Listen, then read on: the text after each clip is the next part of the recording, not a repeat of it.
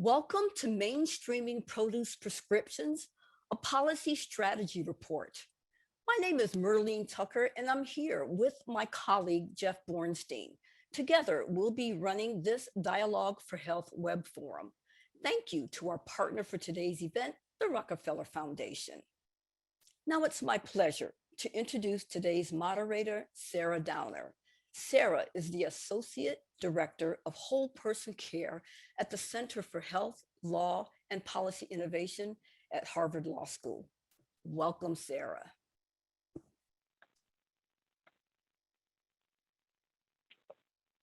Thank you so much, Merlene, and thank you to the Public Health Institute's Dialogue for Health program for hosting us. I'm going to go ahead and pull up my slides, and we'll get going.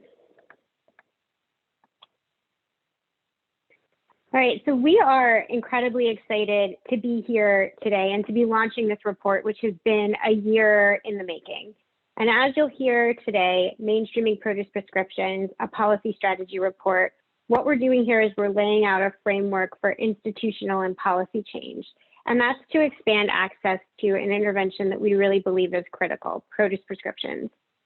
So you're going to hear our panelists today talk more about this later, but just to level set for a definition, when we use the term produce prescriptions, we're referring to the distribution of food like fruits and vegetables or the financial support to purchase these foods mediated through healthcare providers or health insurance plans.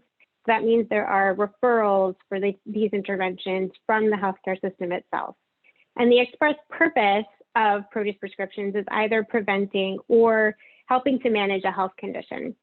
So on this slide, you're going to see an official definition of produce prescriptions, which has been developed by the National Produce Prescription Collaborative. And that's comprised of a range of different groups who are operating produce prescription programs or involved in evaluating these programs or working to generally advance the integration of food and nutrition into healthcare. And the Center for Health, Law, and Policy Innovation, so our organization, is focusing in this particular report and today on produce prescriptions, but that's one of a range of nutrition interventions that respond to this critical connection between food and health. And so what you can see on this slide is some of the other interventions that we've seen deployed really effectively to address food insecurity and health challenges within the context of healthcare. There's a range of possible responses to food insecurity and to diet-affected health conditions based on acuity of need and then intensity of that intervention. And we see all of these as really important for ensuring that our healthcare system and broader food programs are equipped to appropriately respond to the food access and then health outcome challenges that we currently see today. And so today we'll really be hearing from a range of speakers on the history of and next steps for produce prescription programs. And I'm going to turn things over first to Robert Greenwald and Devin Clattel to provide some opening remarks on the context for this report. And then we'll flip over to hear from Michelle Nishan and Dr. Stephen Chen. And you can find full bios for all of our speakers today on the Dialogue for Health website. So I'm going to introduce everyone really briefly, but these are absolutely distinguished folks in all of their fields, and we are privileged to have every one of them on the call today. So Robert Greenwald, he is a clinical professor of law, and he's also the wonderful faculty director of our program at the Center for Health, Law, and Policy Innovation. And Devin Clattel is the managing director of the Food Initiative at the Rockefeller Foundation, without whose generous support, we could not have put out this report today. So Robert, I'm gonna hand it over to you. Hello everyone, and thank you, Sarah, for the introduction.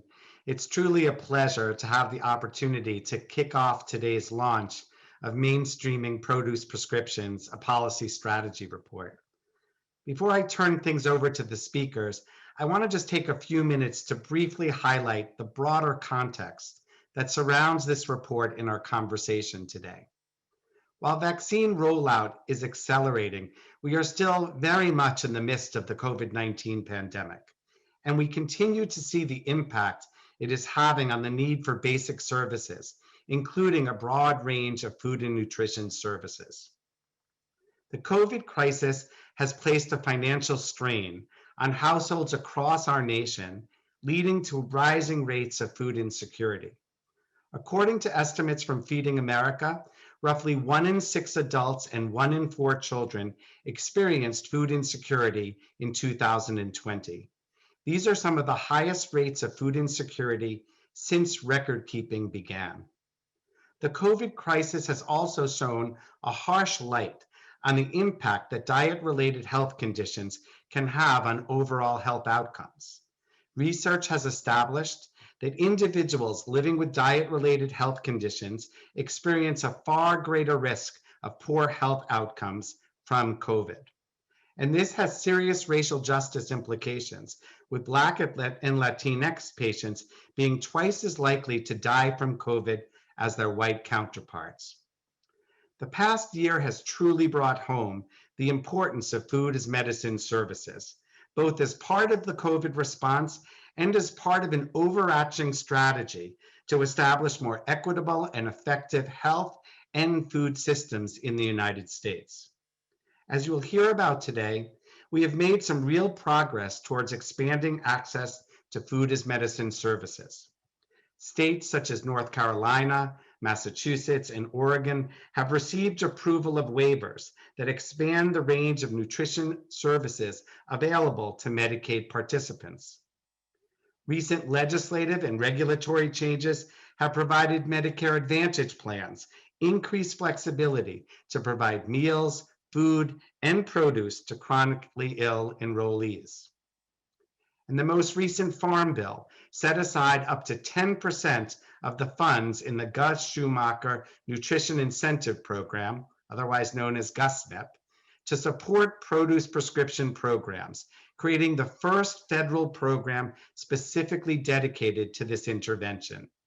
So there is progress, yet we are still nowhere near where we need to be in supporting sufficient access to produce prescriptions and the other food as medicine services for all who need them. The good news is, as a nation, we are moving in a direction of change. Emergency orders in response to the COVID pandemic have allowed for increased flexibility in the provision of food and nutrition services. This has created advocacy opportunities for us to ensure that new flexible access points remain a part of our health and food systems throughout the COVID pandemic and beyond. There should be no turning back from increased access to much needed food as medicine services and other essential services. Also, we have a new president in Congress.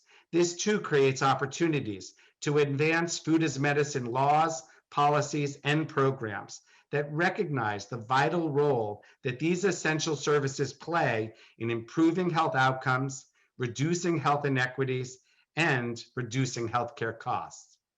So it is in this context that we are thrilled to be launching the Policy Strategy Report today.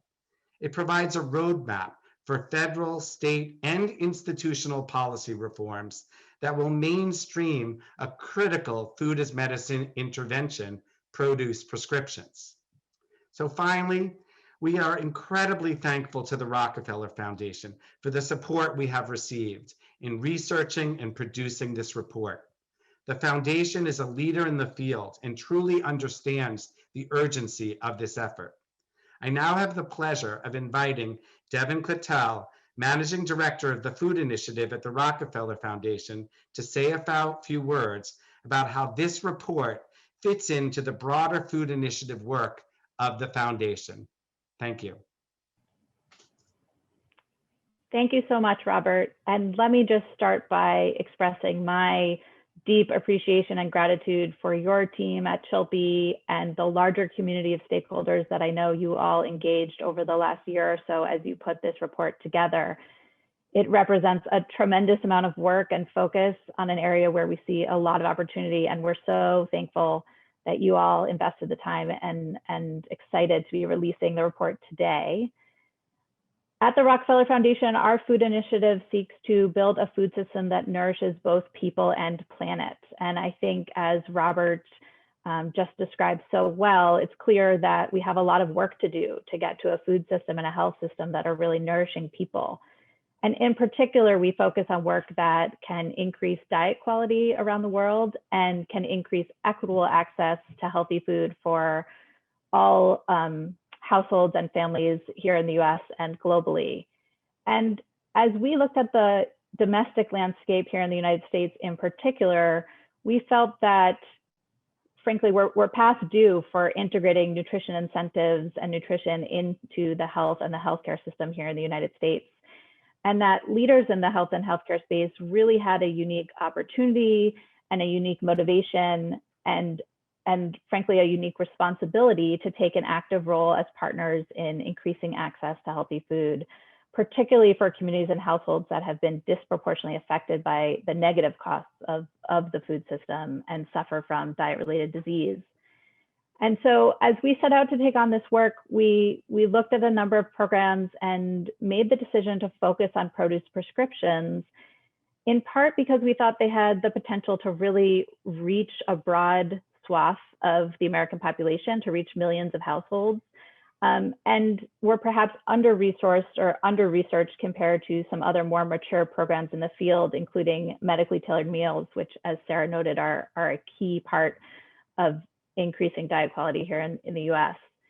And as we looked at the produce prescription space, I think we know from years of working on different kinds of solutions and with different communities that to make programs like this scale and succeed, particularly programs that involve partnership between such a diverse set of stakeholders, healthcare, community-based organizations, retail partners, households, community organizers, that to help those programs succeed, you really need sort of a full ecosystem behind them, supporting them and building up a field which has been growing for more than a decade here in the US.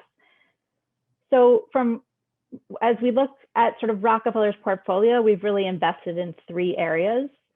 The first is better evidence. And one thing we hear from a lot of stakeholders is that if we're gonna really be successful at scaling these programs, we just need better data. We need to understand what elements of program design are most successful, what's the efficacy of these programs on healthcare outcomes and healthcare costs. And so we are supporting a number of researchers that are looking at present and past programs and trying to answer some of those questions, including Dr. Price, who I know is going to be a part of this conversation later today.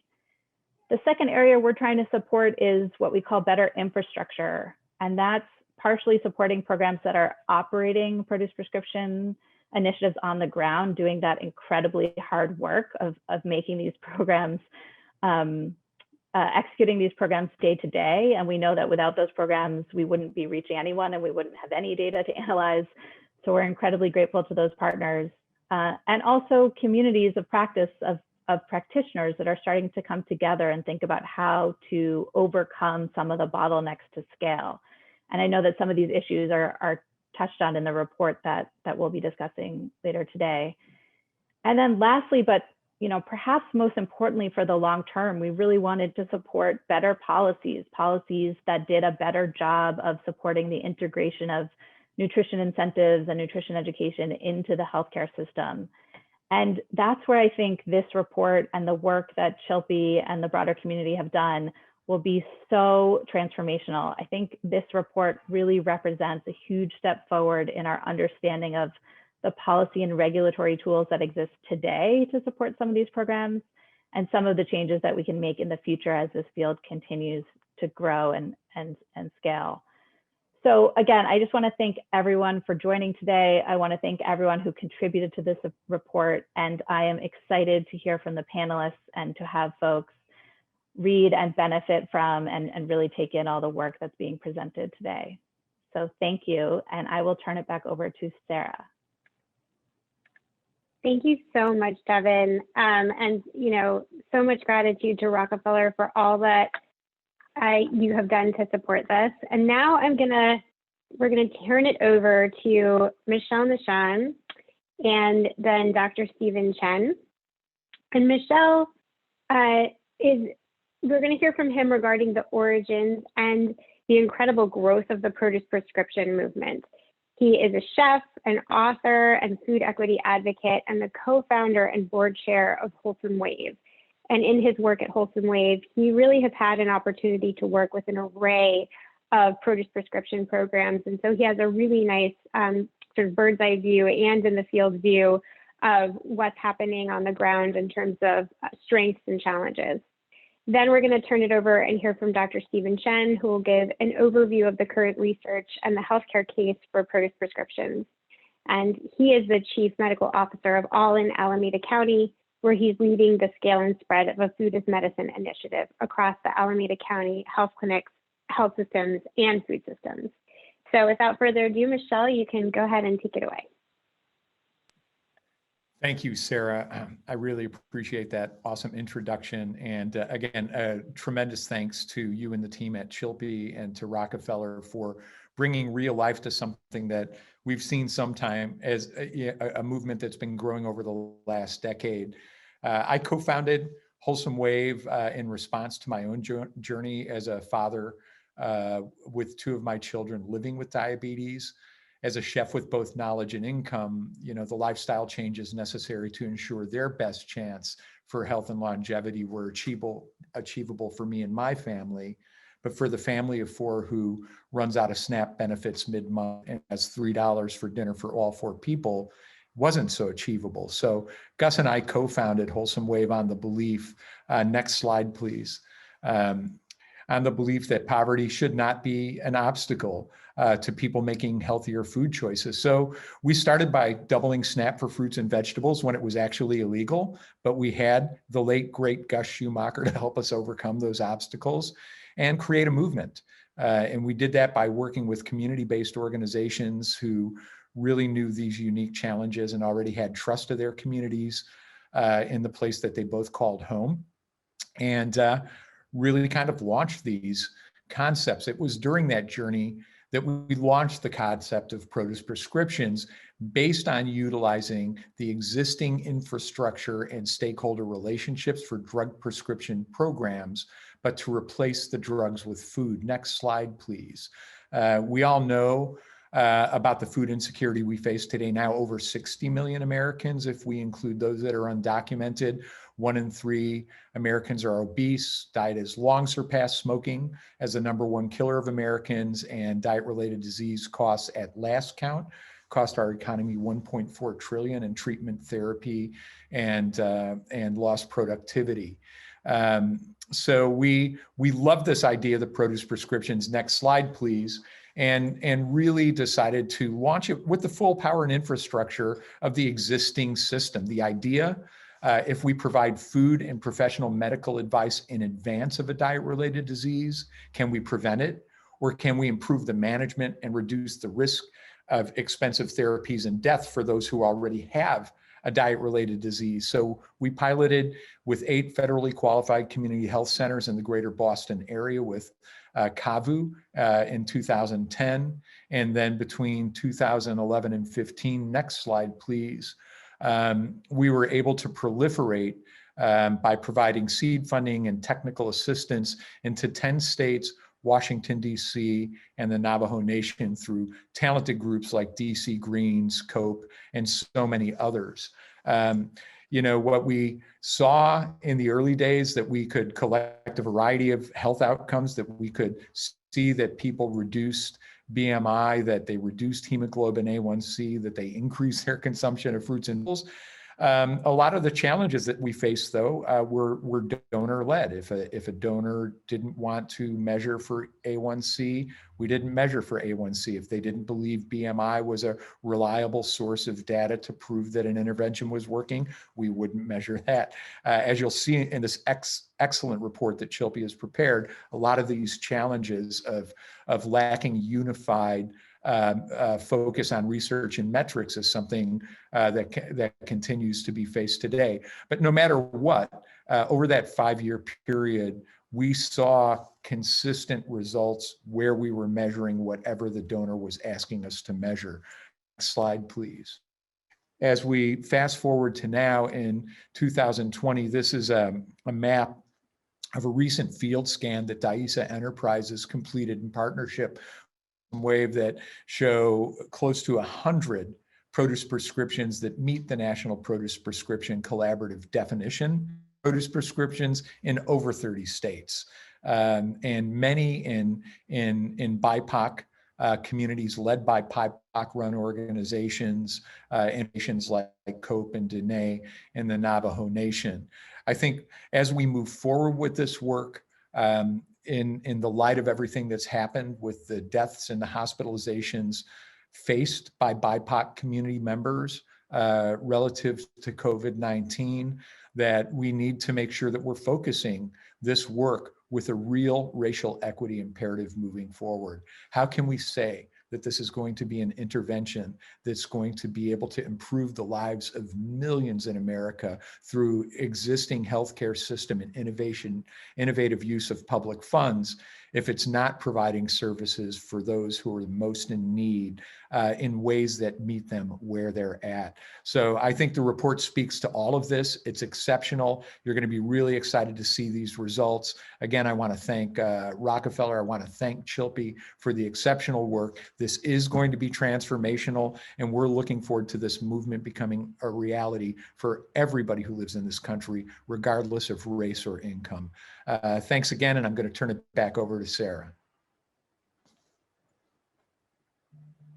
Thank you so much, Michelle. And we are always inspired by the work of Wholesome Wave, and you've been a huge partner in both giving information that was integral in this report and then connecting us to other folks in the network who are doing this work on the ground. So thank you so much. And now I'm going to turn it over to Dr. Chen, who's going to talk to us a little bit about the sort of medical reasons that we would want to scale access to produce prescriptions. Thank you so much, Sarah. Thank you to the Rockefeller Foundation and to Chilpy for coming out with this policy report. Very important. I'm going to be sharing my screen and begin my presentation now. So I'm a family doc by training and function as the chief medical officer, and my presentation will be on the healthcare case for produce prescriptions. And answer 3 questions in the time I have. Why is food an essential part of healthcare? What does the research show us about fruit and vegetables specifically and health outcomes? And then the research question, what does the research show us about produce prescription interventions that wrap around the fruit and vegetables and health outcomes? So let's begin. Why is food central to healthcare? Well, food is a bridge between the upstream factors and the downstream issues that we deal with. Upstream being the social and structural determinants of health, food policy systems and food insecurity, certainly. And then the downstream work that I do in clinic as a family doc, and that nutritionists and nurse practitioners do every day in terms of taking care of patients. On the downstream side, food is an underutilized piece of our work that we can provide for our patients. We don't have the training, most of us. And that's the case 20 years ago when I trained, and it's currently the case with the residents that I talk to now that come out of training. Why is that the case in terms of the role of food, right? How does food actually mechanistically impact our health or disease at each stage of life? Well, historically, we thought our DNA determined our future, that our DNA left us to becoming diabetic and losing a foot, or becoming an Olympian and just being in great health. We know now with epigenetics that that's not the case, that our DNA is receiving information minute by minute, and that information in the form of food is powerful information. What you ate for breakfast this morning, what you ate for lunch, is sending signals to your DNA to express certain proteins that are either pro-inflammatory or anti-inflammatory. This is happening day by day. You accumulate this impact, this dosage across time of 3 meals a day, 2 meals a day, whatever meals a day, across your life cycle. For that individual patient, this is a lifespan intervention and impact. And it's a population health perspective too, because some of us focus on taking care of our prenatal patients and some of us are on our elderly patients. When I'm in clinic, this is me and my medical assistant. We are trained to essentially wait 20 years for our patients to develop their diabetes or their obesity and then make the intervention with a pill. That's what most of our training is as healthcare providers. So we are mopping the floor downstream. We are unable sometimes or fail to, because of our busyness, see the overflowing faucet that's sending us patients. the social determinants of health, that midstream piece around food insecurity and specifically, but the others that are bundled for our patients and what they face is sending us more and more patients. And we know there's a dynamic interplay. Further upstream are the structural determinants of health, the policies around food, housing, the systems of racism and sexism, and all of these pieces that are interlocking. This work impacts our patients day to day.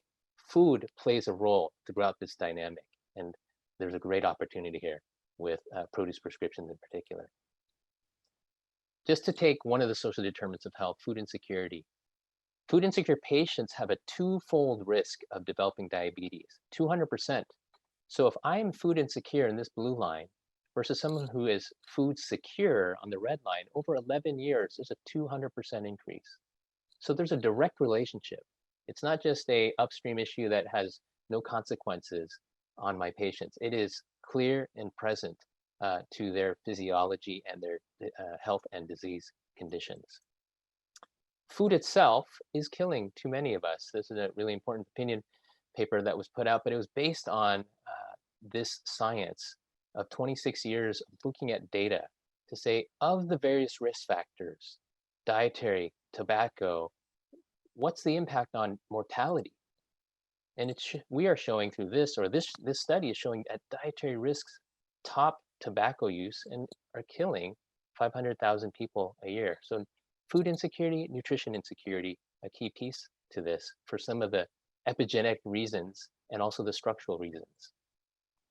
So let's just focus then on just the research. What does the research show us about fruit and vegetable intake? And I'm gonna just take a few interesting studies to put forth for the audience today. I do want to say this caveat, something that I learned in my fellowship in integrative medicine from one of my professors, Andrew Weil, and that's just about the sliding scale of evidence.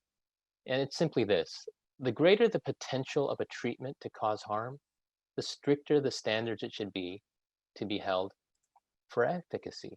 So if I'm going to take a medication that has great harm, something like a Vioxx that can cause GI bleeding in the belly or a stroke in the brain, then I want that double-blinded randomized controlled trial.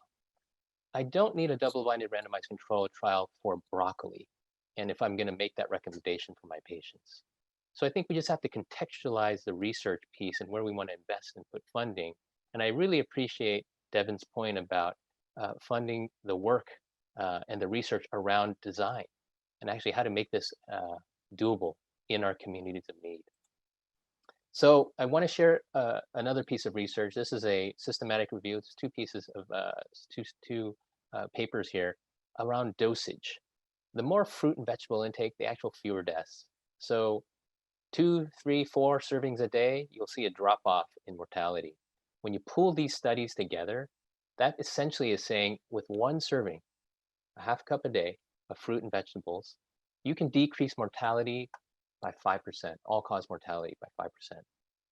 What that translates into is 30,000 lives across the US per year, just by this intervention alone. So there is a scalability piece here that has not been powered, and I'm so pleased to see that there's this convening with multiple people coming to make this powered and scaled fully. The other piece is this: the type of produce actually may matter. This is two papers here. One showing just fruit intake a day at one serving a day, you can decrease diabetes risk by 7%. With kind of the general category of vegetables, same thing, one serving a day, 10%. But if you actually get into leafy greens, look at the dosage. Only 0.2 servings a day, and you're already getting a 13% reduction in diabetes. Another study from Hong was showing at one serving that 11% reduction in your cardiovascular, so your strokes, your heart attacks, your high blood pressure, just by produce alone. So type of produce may matter in your interventions when you work with your patients.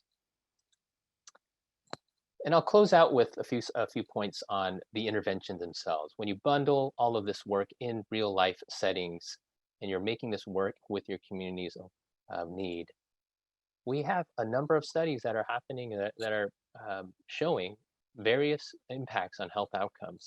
Studies that show that diabetes improvements up to 3.1% That's significant, on par and in fact stronger than medications alone. Blood pressure dropping of 16 points. Certainly the DASH diet study in 1997 showed you can get blood pressure changes by fruit and vegetable alone within 2 weeks. So we're seeing this now actually happen in the community. Obesity as well dropping. Preterm birth for those who take care of pregnant mothers, 37% reduction, and then even mental health impacts. Produce prescriptions are important in and of themselves, but also the wraparound services connected to them. And then I want to close with a health savings argument. This is a study in 2019 that said, what would happen if we subsidized fruit and vegetables at 30%? Well, we would see potentially in 1.93 million prevention of cardiovascular events. That's a lot of lives, a lot of money, a lot of pain and suffering. So $40 million in healthcare savings. What does 30% actually mean? That subsidy would translate into an intake of 0.4 servings per day of vegetables and 0.4 servings per day of fruit. So similar to some of the studies showed earlier. I want to close with this: the power of the produce prescription. At the root of the prescription and what a prescription is, it is a recommendation with authority. And with that power and recommendation, you got great responsibility, right? And also great questions. So I want to foreshadow a few parts of the following conversation, just to ask, how can we provide clinically relevant nutrition training for healthcare staff, like my colleagues? Where does the produce come from? How was it grown? What's the impact on that in our physiology on the planet? And then how do we center equity to ensure BIPOC communities of color have access to this powerful prescription? Thank you very much for your time, and I'll pass it on.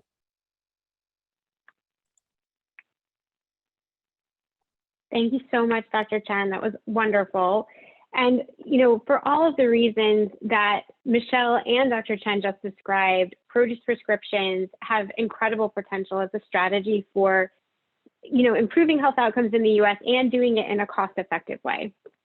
But despite the growth in experimentation and use of these programs that Michelle described, there are still a lot of areas in the country. You saw the map that he showed on the slide, where the access to produce prescriptions is limited, or it's non-existent, or even if it's there, it's not really reaching certain populations in that community, right? So to address these gaps, we really set out over the last year to develop the produce prescription report.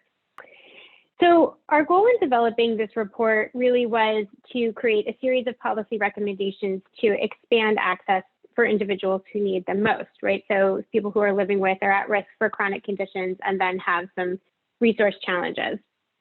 But to do so, we first needed to understand a little bit better what the barriers are that are currently limiting access and growth. And at the Center for Health Law and Policy Innovation, where our bread and butter is really looking at law, at regulation, at all of these policy-specific barriers. And then so we did that, and we also set out to then tap into the huge amount of experience and knowledge that has built up around produce prescriptions over the past decade. So on this slide, you can see the process that we used to gather insights from a range of stakeholders in this space. So we did our analysis of the laws, regulations, and all of the guidance that's come out from various government entities, right? Then we conducted over 62 interviews to gather insights in the common barriers and experiences in the field of produce RX from a number of different stakeholders. And finally, once we put our recommendations together, we went back to that group plus an expanded sort of array of folks that we had been contacted by or had learned about in the course of this process to talk about these recommendations and to really fine tune them to make sure that they were speaking to the challenges that we saw in the field. And so, from this, we identified 5 core challenges. And this is all really unpacked in this report. There's an executive summary that gives you the bite-sized version, but then we really do go in depth and address these issues just as comprehensively as we can in this report. The most prominent challenge for produce prescriptions, the one that everybody talks about, is funding. So the vast majority of the programs in the field, as you heard, are grant funded. Grants are often time limited, and even if you think you might get grants sort of repeatedly, grants cover the program costs. They often just cover the program costs. So this is not really money that's going to allow you to invest and make the capacity and infrastructure investments that you need in order to sustain these programs in the long term. And in addition to that, the success of produce prescription programs really depends on having a robust investment in our federal food assistance programs that address population health, so that we're looking at those needs, those food insecurity needs being met by SNAP, by WIC, by all these other programs, and then building produce prescriptions on top of those. The next challenge to scaling produce prescriptions that we identified is the need for additional research. Dr. Chen spoke very powerfully to the research that already exists, and we have a rapidly increasing amount of data about the efficacy of produce prescriptions. But more research would illuminate some of these open questions that are really critical. It would help produce prescriptions have a broader, more equitable reach into communities and promote integration into the healthcare system. And so we will have some of our panelists speak more about this later today. Then the next two challenges on the slide are really about how these programs are implemented in the field. So how are we handling patient data, for example? The vast majority of produce prescriptions are going to be redeemed outside of the healthcare setting, right? At a grocery store or community nonprofit or a farmer's market. So there's a lot of trepidation in the field about how we're going to prepare all these non-healthcare entities to deal with some of the legal and administrative complexity that might visit them upon trying to provide services like these that are meant to improve health. And then second, to really truly scale produce prescriptions, you need to build out the infrastructure within the system. So you need knowledgeable clinicians. They need to be able to identify the issue, make an appropriate referral, and then, for the patient, it has to be really easy to utilize that referral, and they have to feel comfortable doing so. And then finally, what we also repeatedly heard in our interviews was this desire for guidance on how to stand up a program, what works, what resources, it's going to entail to do that. And these are dynamic questions with evolving answers, but there's a very deep hunger in the field for more information on how to create and sustain these programs. And so this report is a first offering in that, and there's lots of other work going on that we hope to be part of moving forward. And so at the end of the day, when you look at these 5 core challenges, what we tried to do in this report is really respond to those. And our report has 20 recommendations for institutional and policy change that are going to achieve the future that we hope to see. And so that future is, we want produce prescriptions to be widely available and accessible, sustainably funded, offered in addition to some of those more broad assistance programs that help people stay food secure, supported by this really robust body of research grounded in the principles of equity, especially racial equity, and then operating within an infrastructure that is well established enough that access to produce prescriptions is really seamless and easy and comfortable for the individuals that are going to be participating in these programs, and that the programs really have the flexibility to meet patient access needs. And so for this part of the webinar, we're going to dig into those challenges and recommendations through a conversation with 3 experts. So those are my colleagues, Katie Garfield and Emma Scott, who are lead authors of Mainstreaming Produce Prescriptions and clinical instructors at our center's Health Law and Policy and Food Law and Policy clinics, respectively. And then we are so honored today to also be joined by Dr. Ashley Price, who is the Senior Research Program Leader and the Lead Research Administrator for the Department of Family Medicine and Community at the Duke University School of Medicine. So I'm going to stop the share for a moment, and I'm going to turn to our wonderful panelists and ask them to turn their videos on. There they are. And I'm just going to say, let's start with funding, which was the challenge that came up most often. And I'm going to throw this question to Katie first, which is, we've heard that this is the single largest barrier to expanding access to produce prescriptions, is how are we going to pay for it? And so based on your research,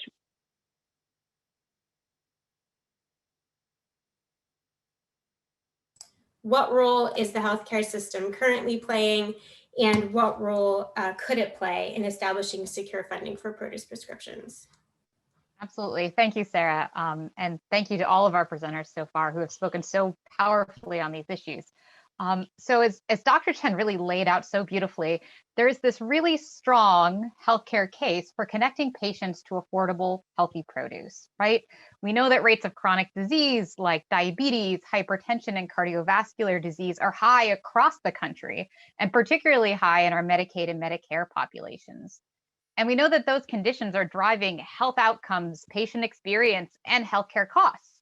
So for example, according to the American Diabetes Association, the annual cost of diabetes in the United States is $327 billion. So that's 1 in every 7 healthcare dollars being spent on diabetes and diabetes complications. So there's a real incentive here to tackle that connection, that deep connection between nutrition, food access, and health. But the problem that we've generally seen is that our healthcare system historically hasn't been well designed to connect patients to services that address health-related social needs. So as you see on this slide, we've started to talk about this problem using the metaphor of a house. So in this slide, you see our healthcare system pictured as a house, and typically medical services are welcomed through the front door of that house, right? They're expected guests. So that means that the healthcare system is able to prepare for their arrival and guide them thoughtfully throughout the rooms of the house, making sure they reach all appropriate sections of the healthcare system. However, that front door has historically been locked for services that address health-related social needs. And for a variety of reasons, including those that Sarah just described, interventions like produce prescriptions have not been able to access the healthcare system using that traditional pathway. Instead, what we're really seeing most recently and particularly over the last decade is that these services are starting to enter the healthcare system, but not through the front door, but sort of through the windows. So these windows are the pockets of opportunity that do exist to cover and fund produce prescriptions and similar services in the healthcare system. And on this slide, you see a couple of those windows called out, and we describe them in a lot more detail in the report. So these include things like Medicaid Section 1115 demonstration waivers. As you heard at the outset of this webinar from Robert Greenwald, we know that a number of states have received approval of demonstration waivers to cover a range of nutrition interventions. So this is states like Massachusetts, North Carolina, Oregon, and others.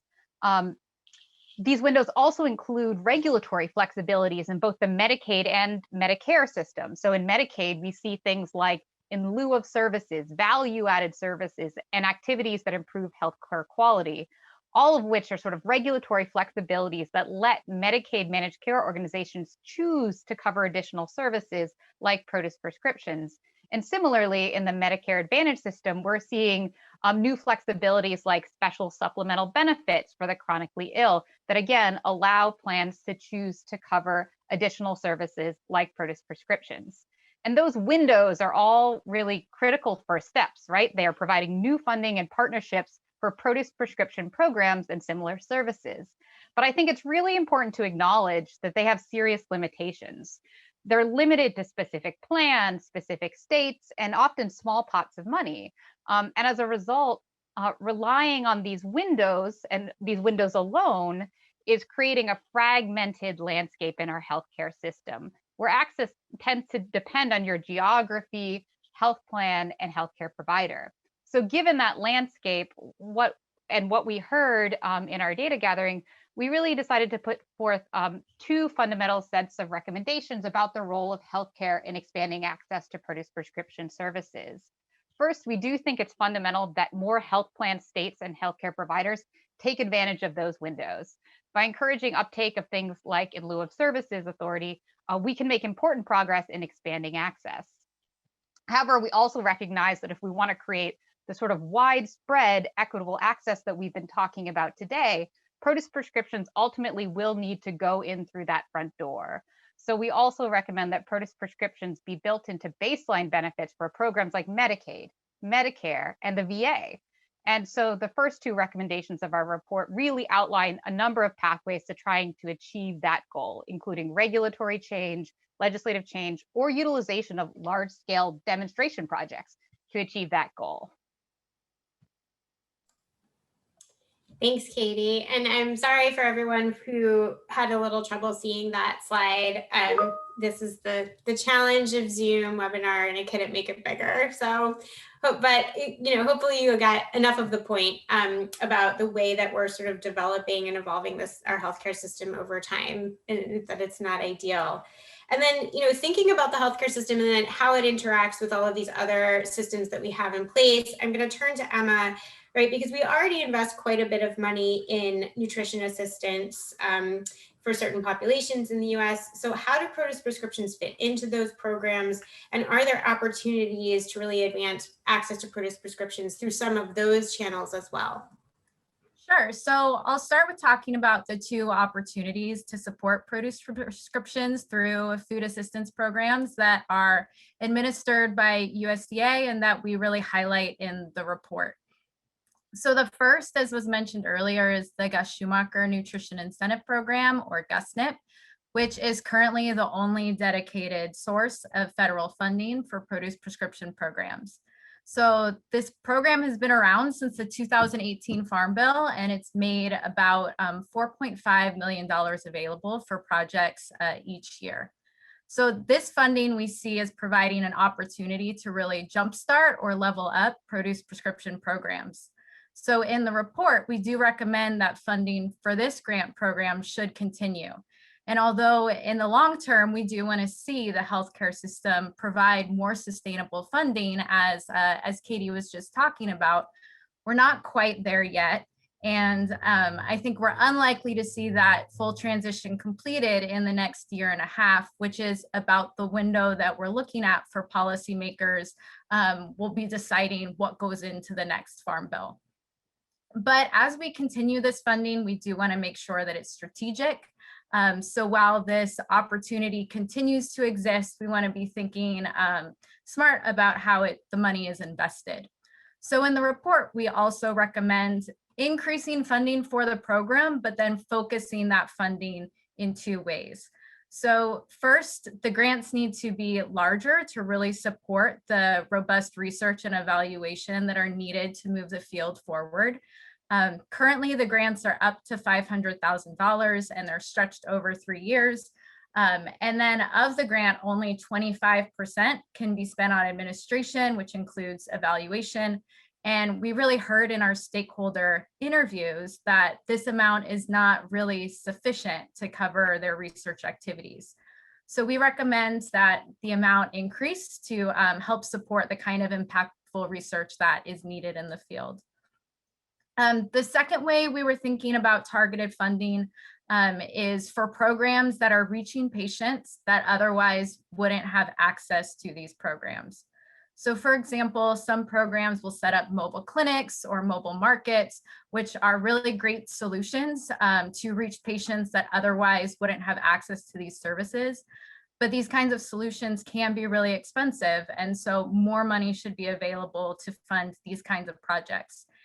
And I think this is also really important to ensure that we're evaluating programs that are designed for these harder to reach communities as we're thinking about scaling up and really making these kinds of programs mainstream. So a second key opportunity that we highlight in the report is the WIC program, which provides supplemental foods and other services to lower income women, infants, and children. So in the report, we call out this program as already operating as a produce prescription program. So you have a participant interfaces with a healthcare provider to enroll in WIC and then is prescribed a food package that includes a cash value voucher to purchase produce, which really fits under the umbrella of what we're talking about with a produce prescription program.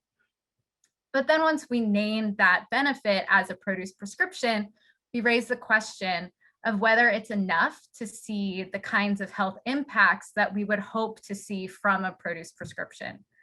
Currently, the federal amount for the voucher is $11 a month for moms and $9 a month for children, which really isn't that much. We know it would need to be around $40 to support just half of the recommended amount of fruits and vegetables for an individual under the dietary guidelines. And there's already some indication that Congress is aware of this because they just temporarily increased that amount to $35 in the most recent COVID relief bill. And I'd also love to highlight that we have some new research from the Eat SF program and UCSF that shows that their program, which provided pregnant WIC participants with a $40 produce prescription on top of their WIC voucher, improved food security, increased fruit and vegetable intake, and decreased the odds of preterm birth. So based on kind of all of this data, our report recommends that the cash value voucher in WIC should increase to $50 a month so that it can actually do the work of a produce prescription. And we also note that there's an opportunity here to think about broadening WIC coverage. WIC could be a pathway for connecting even more mothers and children with produce prescriptions, since the infrastructure for a produce prescription program really is already in place. And then finally, just to go back to your original question of how produce prescriptions kind of relate to other food programs, I think as you kind of previewed, Sarah, we really view them as a complementary intervention and an important tool for addressing health conditions, but they need to sit on top of a really supportive base that addresses food security and supports population health more broadly. And so this is where we see the importance of SNAP and other nutrition incentive programs. And we also heard from stakeholders working in the field that it's really critical to have an off-ramp or a landing pad once someone cycles off of a produce prescription. So these, like SNAP and nutrition incentive programs can help provide that kind of support.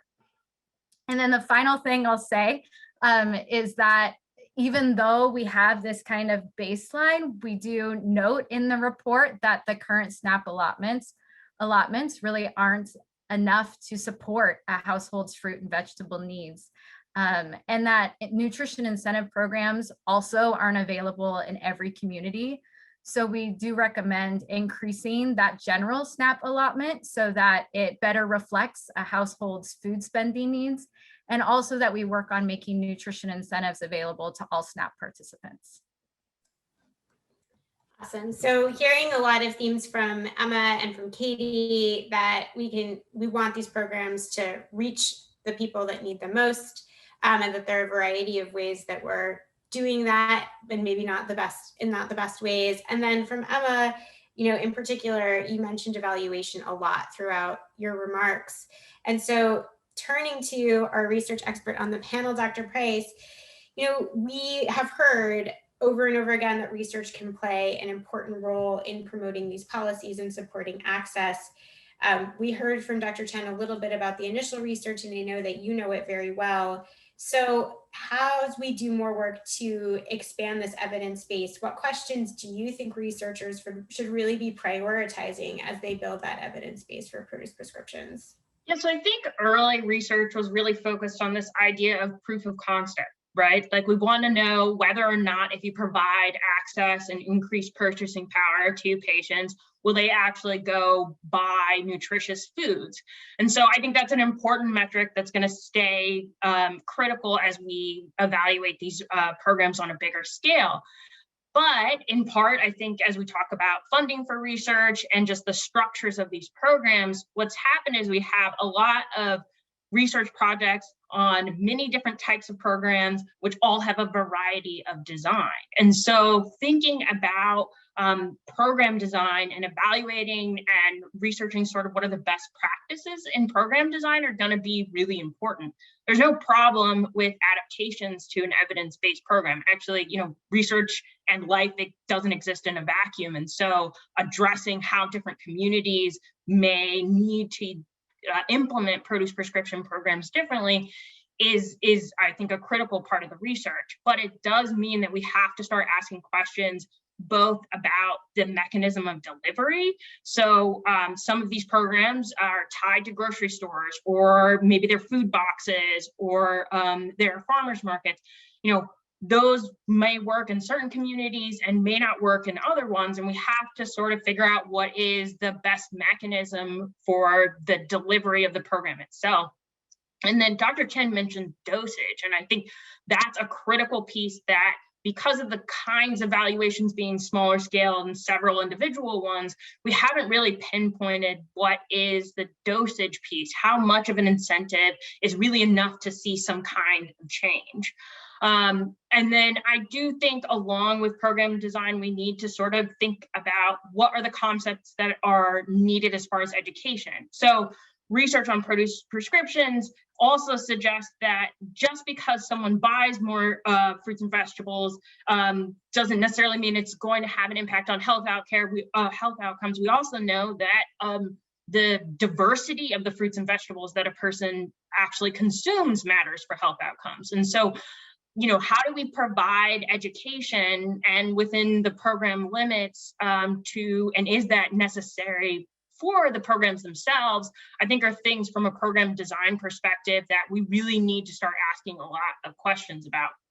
And then, of course, you know, payers and clinics themselves, this is occurring in a healthcare setting. And so we're interested in these health outcome components. But there's not a standardized approach to what are the health measures that we're saying are sort of at least the minimum that we need to see change, and how long does it take for those to occur for funders to still see this as an investment. And I think that that's going to be a really important piece that is sort of, you know, one part of this that I think we're going to have to start asking questions about is food is a household item, right? And so we're taking individual health metrics for household spending.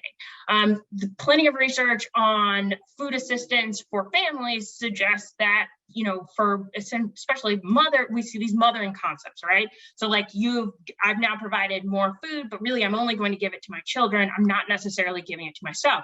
Well, if the measurement of this program or how we're deciding whether it's effective is just about the health outcomes of those individual patients, you know, we're not going to see it in the data. And so I think we're going to have to think really critically about how we think about the health outcomes as it's related to something that is sort of this household impact.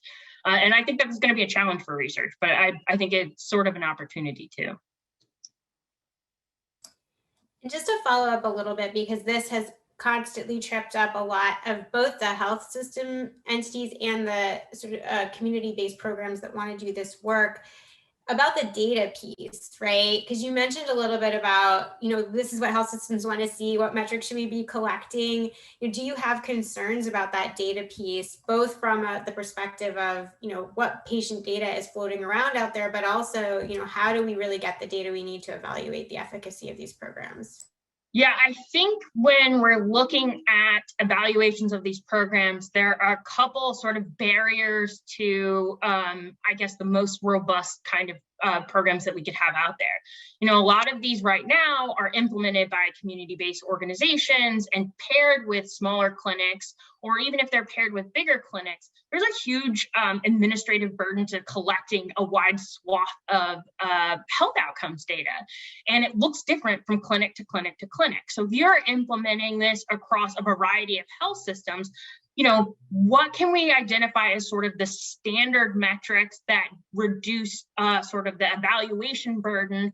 If, for instance, you know, we don't have enough NIH funding to have sort of big scale evaluations, randomized controlled trials, which really, I think there's an ethical question about whether this kind of research really fits into randomized controlled trials anyway. And so those are things that I think we sort of have to tease out, you know, identifying what kinds of patients this might be most effective for. You know, we talk about individual comorbidities, individual chronic conditions, and those health outcomes. Are there ways to sort of scale our evaluations that allow us to reduce the research burden on the clinics themselves so we can still collect the information that we need? I love what you said, and I also heard a call in there for research funding from the NIH on this. So let's just note that in the takeaways from Dr. Price's remarks for sure. And then, you know, in addition to this research piece, and please continue to talk about that as we go forward, because I think it really infuses everything that we're going to talk about from here on out. But the policy strategy report also highlights the importance of really establishing this infrastructure that we need to support access to produce prescription programs. And so here, we're really talking about three things. So we need clinicians who understand the value of referring patients to produce prescription programs. And so when I see clinicians, I'm saying it very broadly. I'm talking about physicians, but not only physicians. I'm talking about everyone that someone encounters in the course of their healthcare visit, dietitians and nurse practitioners, et cetera, social workers. And then accessible food retailers and places to redeem these. And then also these easy and efficient. And, you know, I think you spoke very powerfully to it, Dr. Price. Like, how do they actually need to receive these benefits in order to best use them?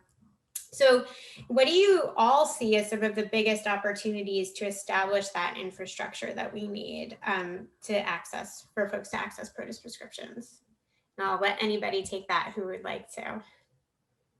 Well, I can jump in and speak on the food accessibility piece. And so that question kind of is, once a participant has a prescription in hand, is it easy for them to go use it? Is there quality produce that's easily accessible to purchase with that or procure with that prescription?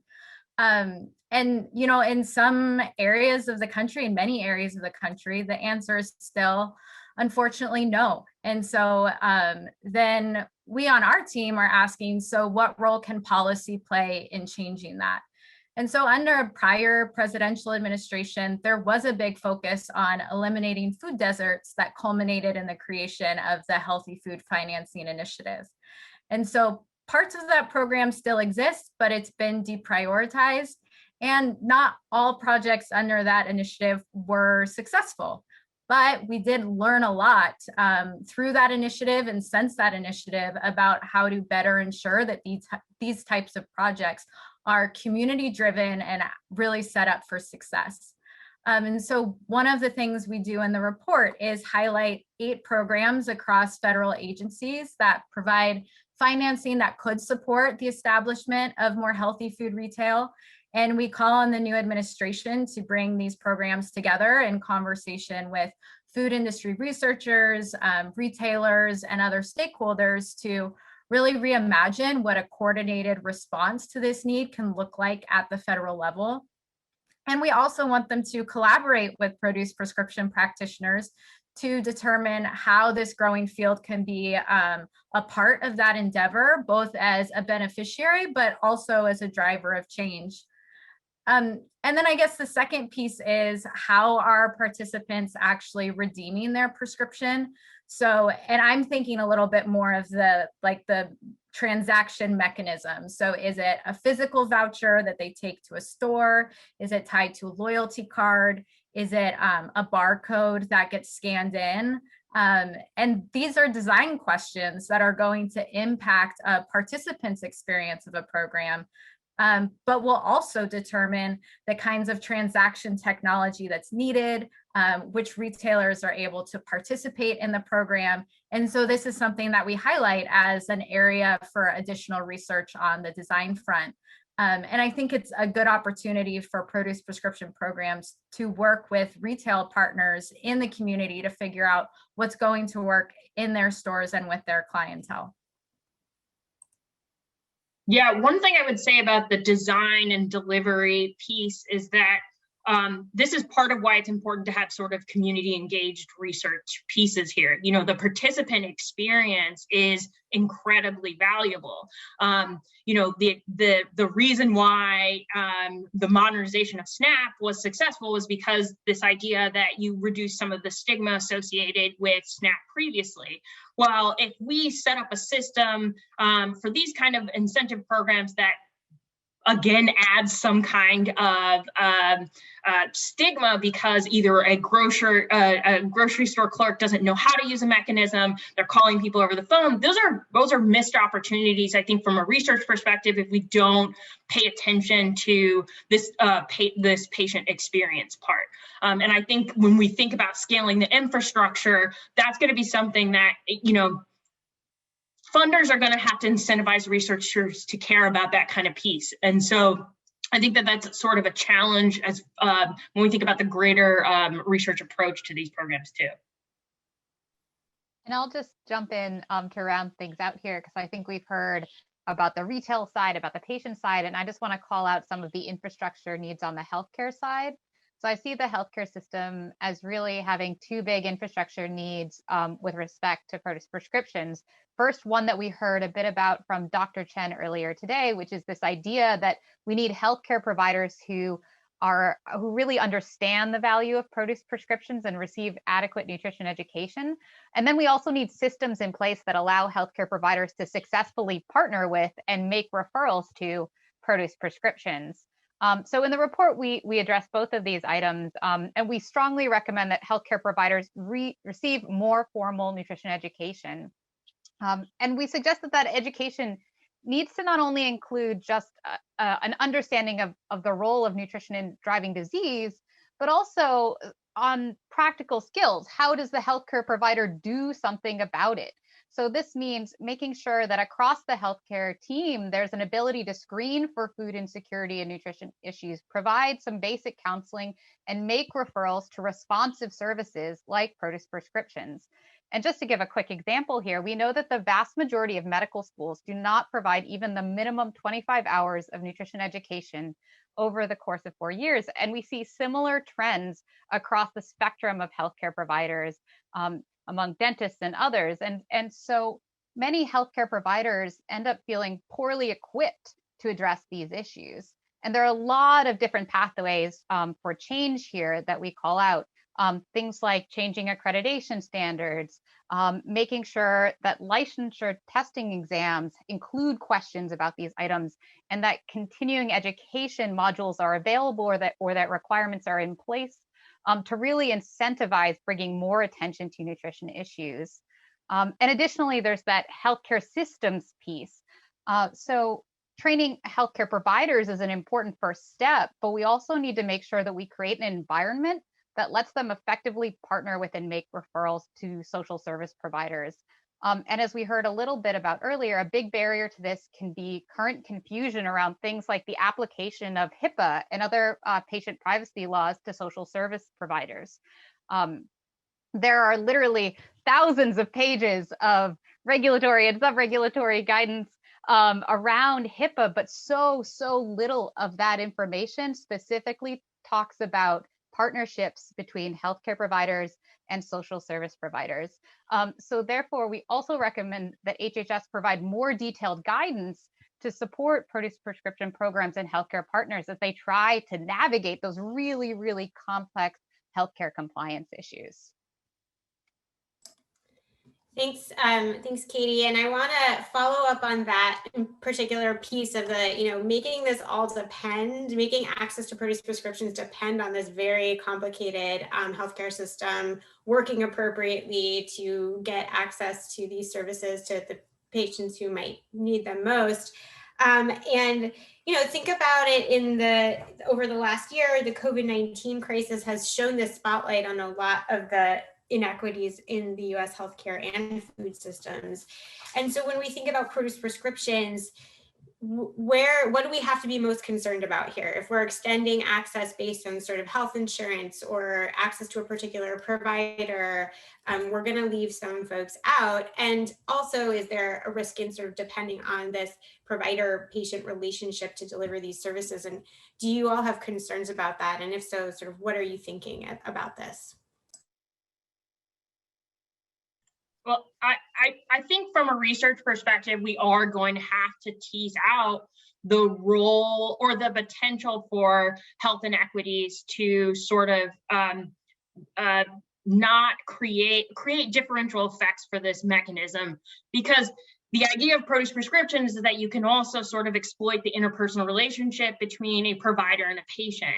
Well, if health inequities mean that there's this differential relationship based on who someone is or someone's identity, then you have the potential for the program to have differing effects on different people. And so I think, thinking in a health equity lens about how we ask the questions about what makes this program effective is going to be something that's really important. The other piece is, for instance, tying these kind of programs to a federal benefit like SNAP.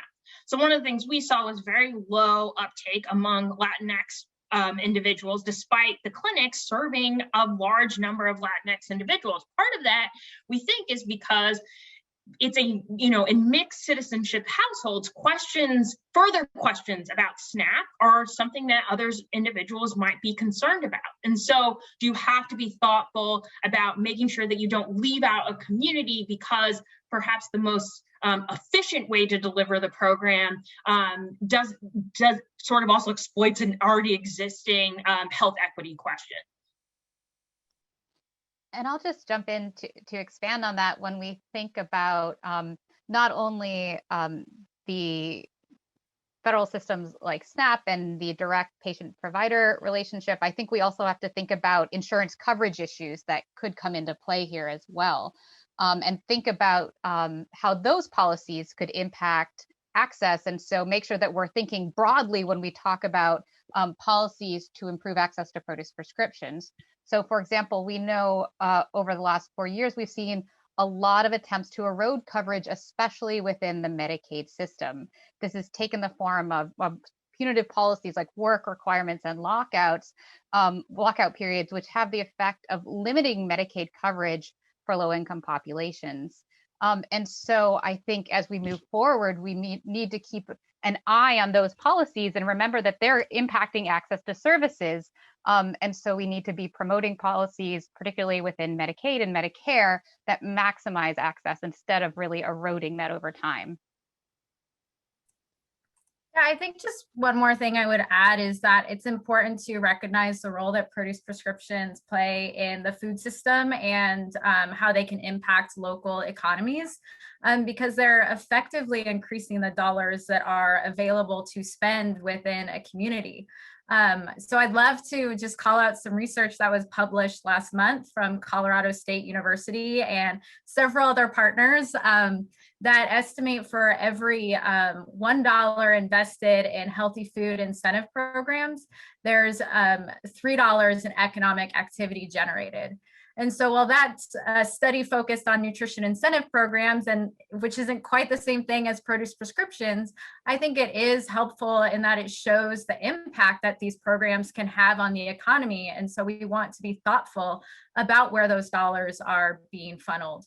And so with that, I think there's an opportunity for programs to work with local retailers to maximize community benefit. And that could mean supporting local agriculture or community, smaller community stores, or businesses that have a broader mission of creating sustainable jobs locally. And so like produce prescriptions aren't going to do it all and solve all of our problems, but I'm just saying that these programs can be designed to account for some of these factors and partner with organizations and enterprises that support community-centered work. Yeah, and I want to follow up on that, and I want to bring back Dr. Chen and Michelle. If you're still with us, you can turn on your videos and hopefully join us for this part, because I'd love to throw this question out to anyone. There's been a number of questions, I think, in the chat about the upstream, downstream, right? That I think, Dr. Chen, you really spoke to, and where we should be focusing our efforts. So why are we focusing on this and not farm subsidies, for example? So to anybody who wants to speak to that, where does produce prescription and this push fit in these broader reform efforts that we have to undertake? Well, I think when it comes to the question on farm subsidies, when Gus and I noodled our original ideas around nutrition incentives, it really was to create the on-ramp, off-ramp effect to reimagine how support subsidies might be used away from cereal and oilseed crops or other price supports to healthier forms of eating. A lot of the arguments previously for just simply unplugging money from one sector of the agricultural economy and plugging it into another is disruptive, especially economically. And we always felt that privately funded incentives would really give us the opportunity to create the economic argument so that policymakers could actually imagine that there could be maybe even a better economic impact by changing the way some of those subsidy dollars get invested. So the intention of the programs originally was to open that conversation up. But I think to effectively look at that as something that can actually happen, more investment needs to be made into what the economic impact and enhancements can be around changing the way that those subsidies are made, so it's not disruptive to the overall agricultural system. And it needs to go beyond the $1.79 increase in GDP when for every SNAP dollar is spent. I think we need to see a significant investment in real economic impact in the difference between specialty crop production and cereal and oilseed crop production, et cetera. But it's a great potential source of financial support, because it can be anywhere between $6 and $12 billion, depending on where crop insurance lands each year. I would just say one piece about where to put your energy. And at some level, I think this movement is growing. And so we have to address all levels, downstream, midstream, upstream. When I, as a clinician, am downstream with all my clinicians on the call here, we can actually make upstream work happen in the exam room by utilizing food. We don't have to wait 20 years to then get the pharmaceutical medicine. So that's an example of upstream work happening in your context. To the points that Michelle made about policy in the Farm Bill, we need folks doing all of this work, and probably people are. And I think the power potentially is similar to what's happening today. It's ensuring convenings and connection, so that there's larger strategy happening amongst these potentially siloed work that happens, right? We all get very focused on our work. It takes so much energy to build things on the ground. And that's the importance of bringing folks together. And part of what makes us really strong as a nation is to have these type of connections and thoughtful strategy.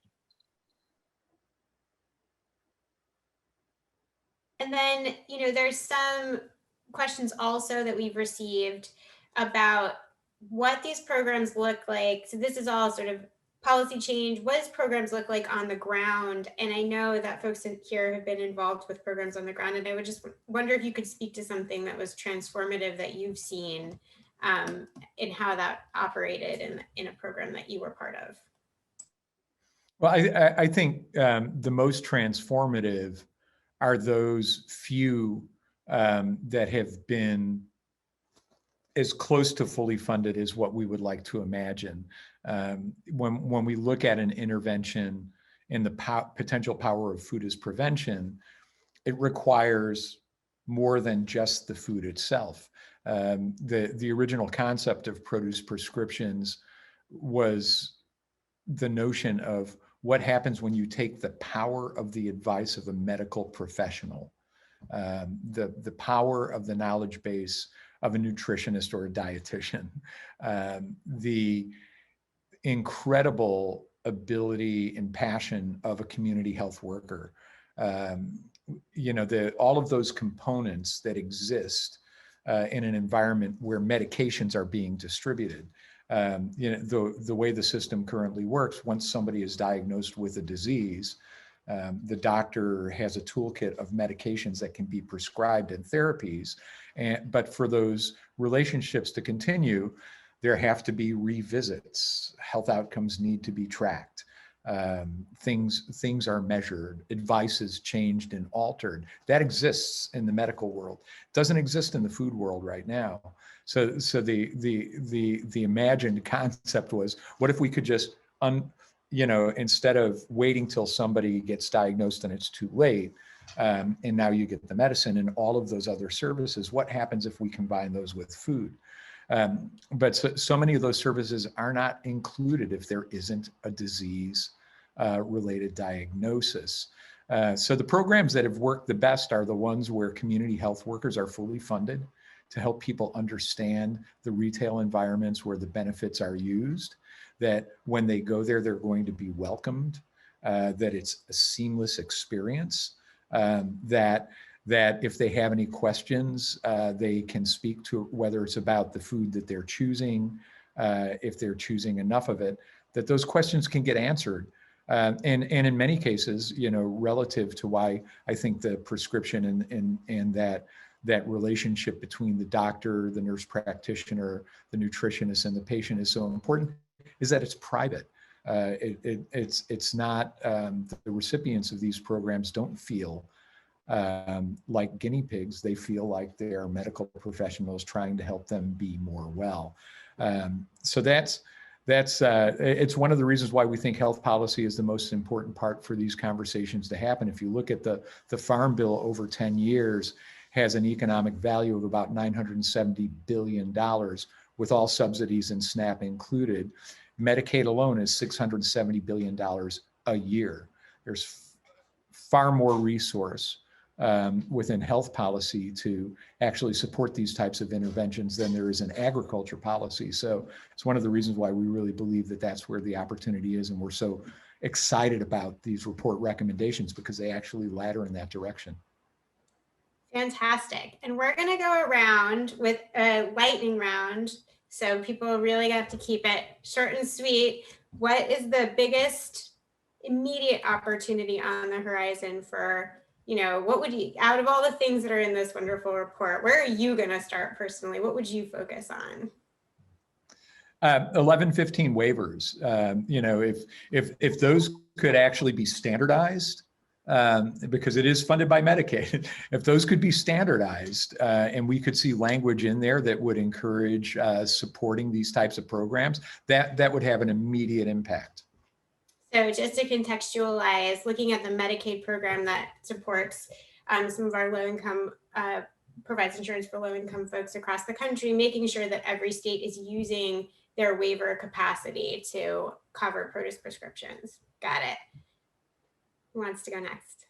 I'll go. I would say I'm most excited about personally moving forward with WIC because right now we have child nutrition reauthorization being discussed. As I mentioned earlier, in the most recent American Rescue Plan, we had an authorized for an increase to $35 for the cash value benefit. That is temporary, but it really does kind of lay the groundwork for the kind of really even bigger increase that we're recommending to make sure that the WIC CVB is operating as a produce prescription and is effective. All right, so we've got Medicaid, we've got child nutrition reauthorization and WIC. What else? I think I'm going to sort of echo Emma and Michelle. I think both of those opportunities are amazing. And maybe what I'll do is sort of broaden a little bit on what Michelle had said by saying, I want us to go, at least in the short term, for all of those healthcare windows, right? So in addition to the waivers, I would really love to see more uptake of the flexibilities in Medicaid managed care. In lieu of services is a really, really exciting opportunity that lets managed care organizations provide services that are outside of this state plan in lieu of those services if they are a sort of cost-effective and appropriate substitute. And we're seeing some efforts, particularly in California right now, to really leverage that opportunity to sustainably build in funding for nutrition services into their Medicaid system. And I think that's really innovative and really exciting. And I would love to see that more moving forward. And then, of course, my big exciting long-term goal is, of course, that baseline benefit go in the front door, Medicaid and Medicare. Awesome. Opening the door to all the healthcare opportunities. Dr. Price or Dr. Chen. I think I'm really excited about the focus on health outcomes as long as I think we sort of take advantage of the opportunity to make those community engaged research projects. And I think that is where we're going to find the happy medium that allows us to both talk about the benefits of these programs in a way that funders are going to appreciate and a way that policymakers are going to appreciate and doesn't leave participants out of the sole purpose of the research that we're doing. Fantastic. And Dr. Chen. I'm just going to speak to my earlier point. We need all fronts. And I'll say where I'm putting my work in, and I think as a healthcare provider on the front lines, is the how-to, right? How do we engage health systems to think and work alongside food systems? How do we engage food systems to work in healthcare?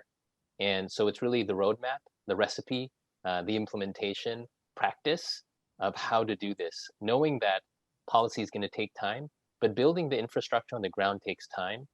Building an understanding and a mindset shift amongst healthcare leaders takes time. And it's a decision at the end of the day, not only about dollars, but it's about vision and decision-making and leadership. Because you can make the value proposition, the ROI, as we try to do in healthcare in our county, and some organizations will buy it and some won't, because it just kind of wears your mindset. And so opening the mindset so that you can do the implementation on the ground is an important opportunity. Well, we have been so lucky and fortunate to have all of you on the call with us today.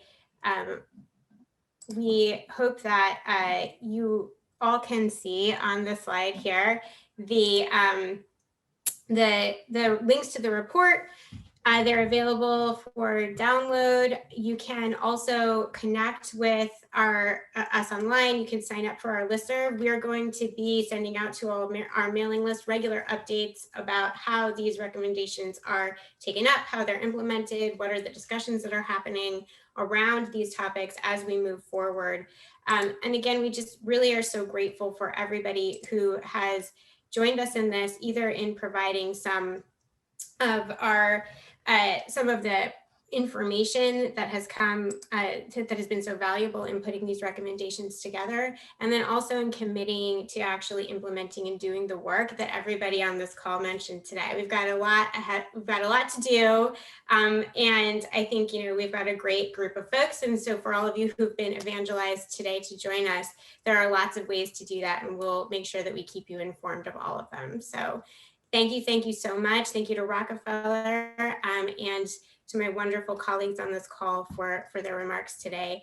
And we hope that you have a wonderful rest of your day, and that you will see produce prescriptions in your backyard very shortly.